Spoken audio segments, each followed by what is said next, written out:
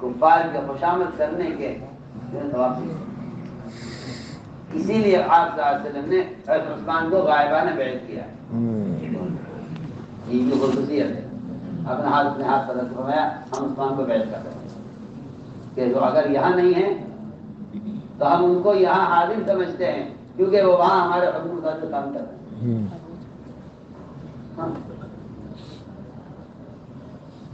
امتحان یہ موقع اچھا ہے، کرتے چلو عمرہ کے نہیں۔ حضرت حذیفہ کو بھیجا آپ نے، جاؤ حذیفہ میدان کا حال دیکھ کر آؤ، کوئی نیا کام مت کرنا۔ وہاں ابو سفیان ملے، آگ پر ہاتھ کاپ رہے تھے، مشرکین کے سپہ سالار بن کر آئے تھے۔ بہت دن جہاز حذیفہ کا کہ اسے قتل کرتے جاؤں، سارے مشرکین کے پاؤں کھڑ جائیں گے، میدان اپنے ہاتھ میں آ جائے گا، اور یہ موقع جو میں دیکھ رہا ہوں تو کوئی نہیں دیکھ رہا ہے۔ پہلے مجھ سے کہا گیا ہے نیا کام مت کرنا، مگر اللہ کے نبی کو نعوذ باللہ خبر نہیں ہے کہ یہاں کیا حالات پیش آئے اس وقت، اور موقع اچھا ہے، اسی زندہ تو جاؤں، لیکن خیال آئے کہ نہیں، مجھ سے کہا گیا تھا کہ نیا کام مت کرنا۔ میدان میں اس موقع کو گوا دیا اور ضائع کر دیا حضرت حذیفہ نے، اس خیال سے کہ مجھ سے کام کرنے کے لیے نہیں کہا۔ یہ ہے میں جو کہنا چاہتا ہوں کہ ساتھیوں کو مواقع بہت نظر آتے ہیں، اور ہر آدمی موقع کے اعتبار سے قدم اٹھا لیتا ہے، یہ امت کے تفریقے کا ایک بڑا سبب ہے۔ جہاں جیسا موقع ایسا کرتا ہے، امت کا تفریقہ یہ ہے کہ جہاں جیسا موقع ایسا کرتا ہے۔ حذیفہ رضی اللہ تعالیٰ عنہ نے ابو سفیان کے قریب تک پہنچ گئے، تیر نکال لیا اور جی چاہا کہ اسے قتل کر دوں، خیال آیا کہ نہیں، مجھ سے کبھی نہیں کہا گیا۔ حذیفہ رضی اللہ تعالیٰ عنہ ایسے ہی چھوڑ کر واپس ہونے لگے تو ادھر پلٹے میدان سے تو 20 فرشتے گھوڑوں پر سوار اسے ملے۔ فرمایا ہمارا سلام کہہ دینا آپ نے نبی صلی اللہ علیہ وسلم کو، اور بتا دینا کہ فتح کا فیصلہ ہو گیا۔ ہدایت پر عمل کیا، اللہ نے ابو سفیان کو ہدایت دی، قتل کر دیتے تو ان کو کھا جاتے ہیں، جانا نہیں جاتا۔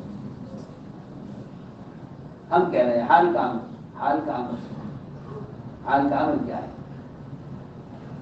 اور حال کا عمل جو بھی ہوگا وہ جذبے کے بالکل خلاف ہوگا، جذبے کے خلاف۔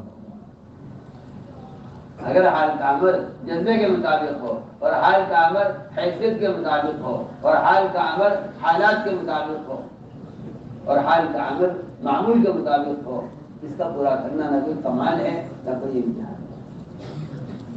میری بات بہت توجہ ہے کہ حال کا عمل ہمیشہ معمول کے خلاف ہو، حیثیت کے خلاف ہو، جذبے کے خلاف ہو،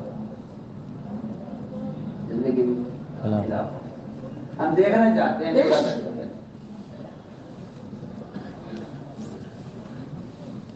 تو میں نے عرض کیا کہ یہاں یہ حکم آیا جذبے کے خلاف، حدیبیہ میں صحابہ نے اطاعت کی اور اجتماعی طور پر اطاعت کی، اللہ تعالی نے یہاں حکم آیا صحابہ کے جذبے کے خلاف۔ جب یہ حکم آئے گا معمول کے خلاف، حکم آئے گا معمول کے خلاف کہ نماز ہو رہی ہے بیت المقدس کی طرف، ایک معمول چلتا ہے، نماز ہو رہی ہے بیت المقدس کی طرف، اور اسی کے عادی ہیں لوگ 17 مہینے ہجرت کے بعد بھی مدینہ منورہ آنے کے بعد بیت المقدس کی طرف ہی نماز ہوتی رہی۔ اللہ تعالیٰ نے نماز کے دوران اچانک حکم دیا کہ آپ رخ پھیر لیجیے بیت المقدس سے بیت اللہ کی۔ یہ حکم اچانک آیا، یہ حکم اچانک آیا، نماز کے درمیان آیا۔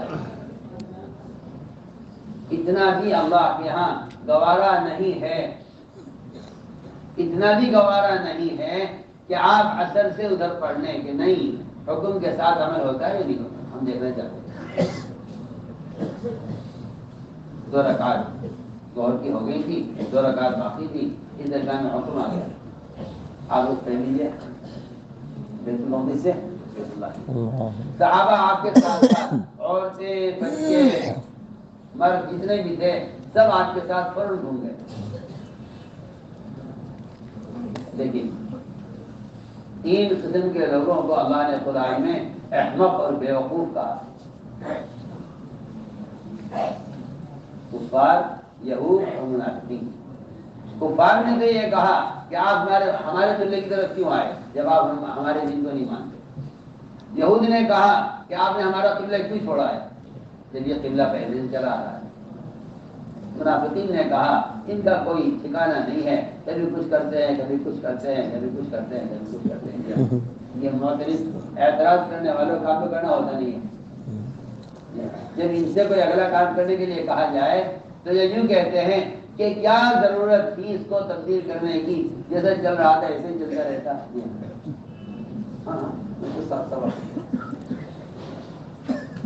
قرآن نے یہ سب سوال کرنے والوں کو بیوقوف کہا۔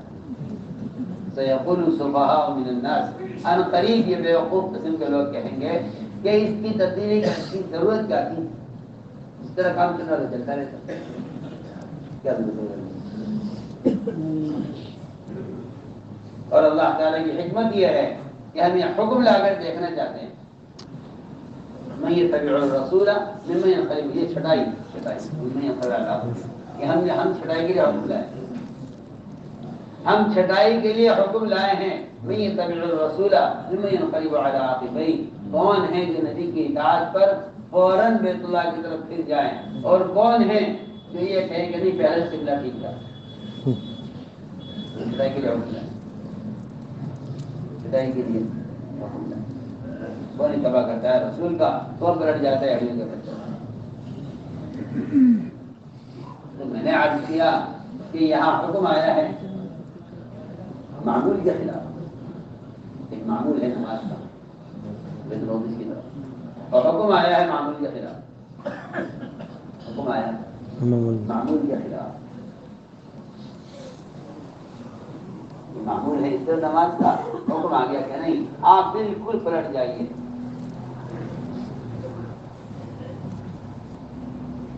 ایسا بھی نہیں ہوا کہ چلو اس کو جو ہے اصل تک موقع کر دیں، اصل کی ضرورت پڑنے لگے۔ ہم دیکھنا چاہتے ہیں، دیکھو نبی کی اطاعت پر میرے دوستوں عزیزوں بزرگوں، یہ ہے امتحانات کہ یہاں حکم آ گیا اچانک معمول کے خلاف، کہ حکم آئے گا موقع کے خلاف،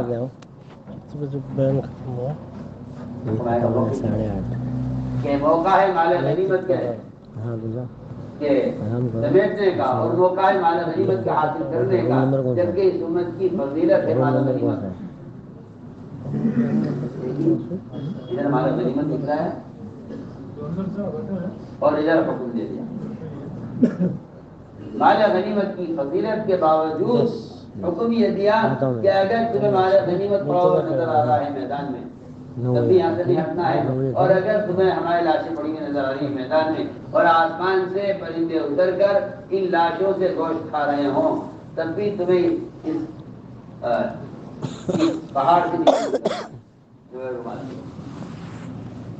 حال کا مری ہے۔ جو ہے احد کے موقع پر حضور اکرم صلی اللہ علیہ وسلم نے 50 تیر انداز آپ نے جبہ رمات پر متعین کیے، فرمایا یہاں سے ہٹنا نہیں ہے، حالت اگر فتح کی ہو جائے تو مال غنیمت کے لیے مت ہٹنا، اور اگر حالت شکست کی ہو جائے تو ہماری لاشوں سے گوشت کھانے والے پرندوں کو اڑانے کے لیے بھی یہاں سے مت رحم کھائیں اور پرندے کی لاشوں سے گوشت کھا رہے ہیں۔ حال کا امر یہ ہے کہ ان پرندوں کو تو کم سے کم اڑایا جائے لاشوں پر سے، اس کام کے لیے نہ آنا۔ لیکن وہی بات ہے کہ لوگ یہ کہتے ہیں کہ بھئی ہمیں آپ کو معلوم نہیں کیا حالات ہیں۔ عبداللہ بن جبیر کے امیر تھے، عبداللہ بن جبیر کے امیر تھے، تعلیم صاحب اجازت دیجیے، پتہ ہو چکی ہے دشمن میدان چھوڑ کے بھاگ چکا ہے، مالا غنیمت سب سمیٹ رہے ہیں، اجازت دیجیے ہم نیچے اترے، کیا کہ اجازت بار بار کہا، بار بار کہا، اس لیے کہ اللہ کے رسول صلی اللہ علیہ وسلم کا حکم یہ ہے کہ یہاں سے ہٹنا نہیں،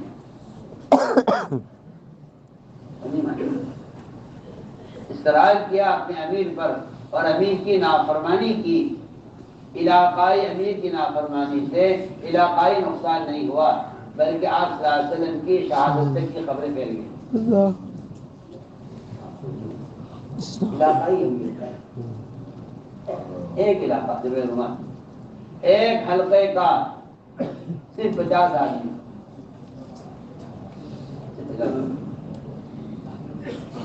700 میں سے 50 آدمی 4% بنتے ہیں۔ علاقائی امیر کی نافرمانی کی ایک علاقے والوں، لیکن عہد کا پورا میدان کفار کا ہاتھ میں گیا۔ آپ صلی اللہ علیہ وسلم کے نعوذ باللہ قتل کی خبر اڑ گئی اور صحابہ مایوس ہو گئے، اب کس کے لڑے کیا کریں۔ لیکن یہ سب اس لیے ہوا کہ حال کے امر کو پورا نہیں کیا۔ حال کا امر یہ تھا کہ یہاں سے ہٹنا نہیں کیا،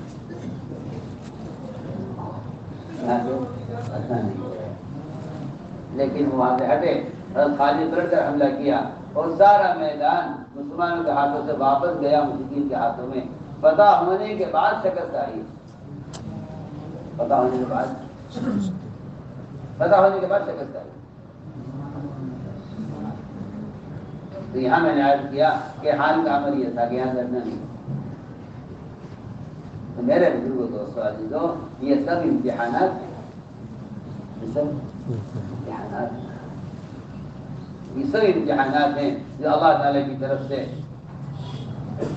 یا ترقی کا ذریعہ بنتے ہیں یا محرومی کا ذریعہ بنتے ہیں۔ ترقی کا ذریعہ بنتے ہیں، اچانک ہوتا ہے۔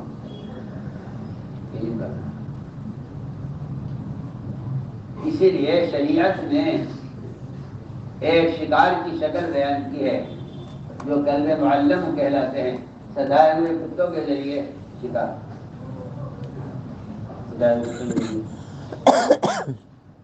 اس شکار کے حلال ہونے کے لیے، اس شکار کے قابل استعمال ہونے کے لیے شریعت نے کچھ شرطیں لگائی، شرطیں لگائی ہیں کہ آپ کے شکار کا حلال ہو۔ پہلی بات یہ ہے کہ آپ اس کتے کو جب بھیجے شکار کی طرف تو بسم اللہ پڑھ کر بھیجے۔ دوسری شرط یہ ہے کہ یہ کتا شکار میں سے خود نہ کھائے، لا کر شکار لا کر مالک کو حوالے کرے۔ اگر یہ کھا لیتا ہے اس میں سے تو یہ شکار حرام ہے، آپ استعمال نہیں کر سکتے۔ تیسری بات یہ ہے کہ شکار کو اگر چھوڑا جائے، شکار اس کتے کو چھوڑا جائے شکار کی طرف اور یہ کتا دوڑ رہا ہے اور ابھی شکار تک پہنچنے والا ہے، آپ اچانک کتے کو آواز دے کر روکنا چاہیں، یہ آپ کے آواز پر رک جائے اور شکار کو چھوڑ دے، اور جہاں آپ نے آواز دی وہیں ایک دم آپ کی اطاعت پر رک جائے، ایسے کتے کا تو شکار حلال ہے۔ اور اگر یہ آپ کے روکنے سے نہیں رکتا اور یہ اپنے ارادے کو پورا کر لیتا ہے تو اس کا شکار آپ کے لیے حلال نہیں ہے۔ آپ کو بہت جب ایک کتے کا فرما بردار ہونا شرط ہے، اس شکار کا حلال ہونے کے لیے جو اشرف المخلوقات انسان کے عمل کے لیے بنایا گیا ہے، اس کے عمل کا اللہ کے قبول ہونے کے لیے اطاعت کا کیا درجہ ہوگا، آپ اسے اندازہ کریں۔ اگر ایک کتے کے لیے درجہ ہے، ایک کتے کے لیے اطاعت کا یہ درجہ ہے کتے کے لیے، اگر وہ آپ کی بات مانتا ہے اور آپ آواز دیں وہ رک جائے نہیں تو چھوڑ دے شکار۔ اگر آپ اس کا تجربہ کر چکے ہیں اس پر، پھر آپ اسے شکار کرائیں تو حلال ہے، اور اگر وہ آپ کے روکنے سے نہیں رکتا تو اس کا شکار آپ کے لیے قابل قابل استعمال نہیں ہے، اس کا شکار حرام ہے، کیونکہ آپ کا کتا نافرمان ہے۔ اگر ایک نافرمان کتے کا شکار آپ کے لیے حرام ہے تو آپ بتائیے تو صحیح کہ اگر آپ اللہ کے نافرمان ہو کر یہ چاہیں کہ آپ کی قربانی اور آپ کی محنت اللہ کیا قبول ہو جائے تو کیسے ہو سکتا ہے؟ یہ وجہ ہے کہ صحابہ کرام کا میدانوں میں امتحان ہوتا تھا، پتہ کہ قریب ہے خالد رضی اللہ تعالیٰ عنہ، پیدا ہونے والی، اچانک حکم آ گیا کیسے معصوم کیا جاتا ہے، چھوڑو دیکھنا چاہتے اللہ جو میدان کو فتح کرنے والے تھے وہ کوشش کرتے کرتے کرتے کرتے فتح کے کنارے پر پہنچ رہے تھے، حکم آ گیا اچانک معذوری۔ یہاں صحابہ کے زمانے میں معذوری ترقی کے لیے ہوتی تھی، زمانے معذوری، کیونکہ جب دین کے کام عہدے بنیں گے تو معذوری تنزلی سمجھی جائے گی، اور جب دین کے کام خدمت بن جائیں گے تو پھر معذوری وہ ترقی سمجھی جائے گی کہ معذوری ہو گئی ہے اب تو زیادہ کام کریں گے۔ کیا اس امیر کو معذوری کیا جاتا تھا، وہ اللہ کا شکر ادا کرتا تھا کہ اب میدان میں اتر کر کام کرنے کا موقع ملے گا، میدان میں اتر کر اب کام کرنے کا موقع زیادہ ملے گا۔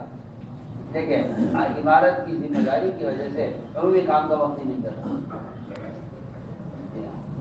قافلے کی ضروریات، قافلے کا انتظام، اس سے اتنا مشغول ہو جاتے تھے کہ عام میدان میں دعوت کے میدان میں محنت کرنے کا موقع نہیں ملتا تھا۔ یہ بہت سے صحابہ کے بارے میں یہ صاف ملتا ہے روایتوں میں کہ جب انہیں معذور کیا گیا تو انہیں اللہ کا شکر ادا کیا گیا، الحمدللہ اب زیادہ کام کا موقع نہیں کرتا۔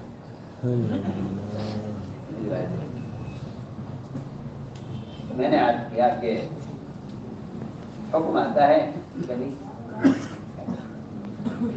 جذبے کے خلاف، اور حکم آتا ہے موقع کے خلاف، حکم آتا ہے موقع کے خلاف، اور کبھی حکم آتا ہے جذبے کے خلاف، کبھی حکم آتا ہے حیثیت کے خلاف۔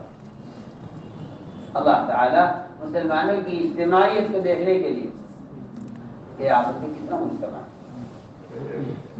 اس اجتماعیت کو دیکھنے کے لیے اللہ تعالیٰ امتحان ہے۔ اس لیے میرے دوستوں ایمان کا اصل تو کمال ہی یہی ہے کہ اپنی چاہت کے خلاف اللہ کے رسول کے حکم کو پورا کرنا۔ ایک عورت مظلومہ کڑ کا مرض بیت اللہ کا طواف گھسٹ کر کیا کرتی تھی زمین پر، رسول نے اس کے طواف سے روک دیا، فرمایا اللہ کی بندی طواف چھوڑ دیا، تیرے طواف سے لوگوں کو اذیت ہوتی ہے، اسے طواف چھوڑ دیا، امیر کا حکم ہے، طواف چھوڑ دیا، گھر بیٹھ گئی، حضرت کی شہادت ہو گئی۔ اس نے کہا کہ جا کے طواف کر، یہ کوئی روکنے والا نہیں ہے۔ اس نے کہا ایسا نہیں ہو سکتا کہ میں امیر کی اطاعت کروں اس کی حیات میں اور نافرمانی کروں اس کے مرنے کے بعد۔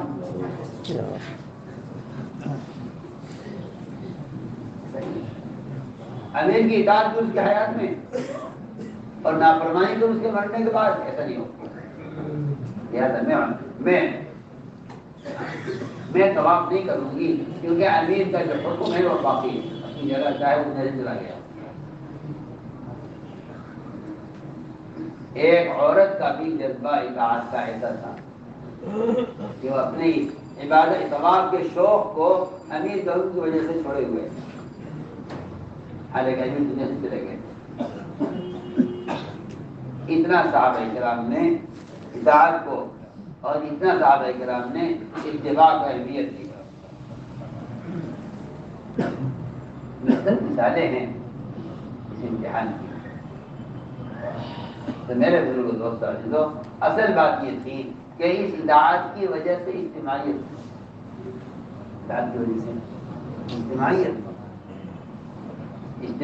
تھی۔ کیا اجتماعیت؟ کہ صحابہ کرام کی اجتماعیت یہ تھی کہ وہ اپنی قوم اپنے قبیلے، اپنے متعلقین، اپنے دوست احباب، اپنے رشتے دار، ان سب کی بات کو ایک طرف کر کے اللہ کے رسول کی بات پر دیکھے کیا نہیں، جو اللہ کے رسول نے فیصلہ کر دیا ہے ہمارا فیصلہ وہی فیصلہ ہے۔ اس لیے صحابہ کی بہت امتحانات ہوئے، بہت سخت امتحانات ہے کہ دیکھنا یہ ہے کہ یہ تمام کے تمام ایک بات پر مجتمع ہے یا نہیں۔ میں یاد کرتا ہوں اس کا بھی امتحان ہوا ہے، اس کا بھی امتحان ہوا ہے کہ تمہیں اپنے والدین سے اور تمہیں اپنے دوست احباب سے، تمہیں اپنے وطن اور قبیلے سے زیادہ محبت ہے یا اللہ کے رسول سے؟ میرے دوستوں، عزیزوں، بزرگوں، جو آدمی متبع سنت نہیں ہے ہر ضرورت میں، ہر کام میں، جو شخص متبع سنت نہیں ہے ہر ضرورت میں اور ہر کام میں، پھر وہ دعویٰ کرتا ہے اللہ کے نبی سے محبت کا، تو وہ دعوے میں جھوٹا ہے، دعویٰ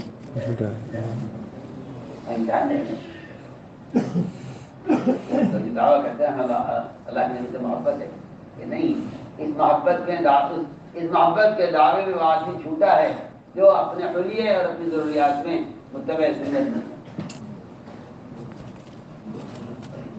اللہ نے امتحان دیا صحابہ کا، سب امتحان دیا، بڑا سخت امتحان۔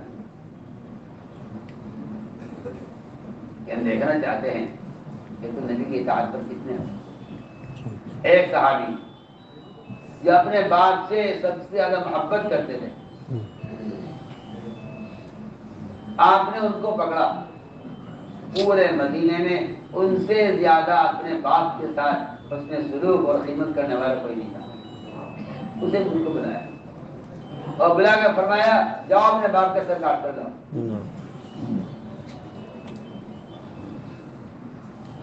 کوئی وجہ نہیں بتائی، کیا جرم کیا، کیا گناہ کیا، کچھ نہیں، صرف سیدھا حکم صرف آپ سے کاٹ کر۔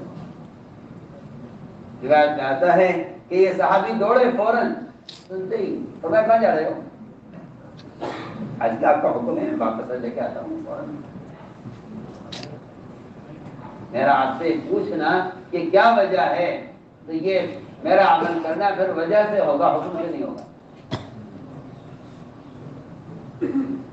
میرا پوچھنا، میرا عمل کرنا وجہ سے ہوگا، حکم سے نہیں ہوگا۔ آپ سوچ غور تو کیجئے، جب باپ کے قتل کا سبب معلوم کرنا اطاعت کے خلاف ہے، تو کیا مجال ہے کسی کی کوئی سوال کرے کہ اس سنت پر عمل کی کیا وجہ ہے؟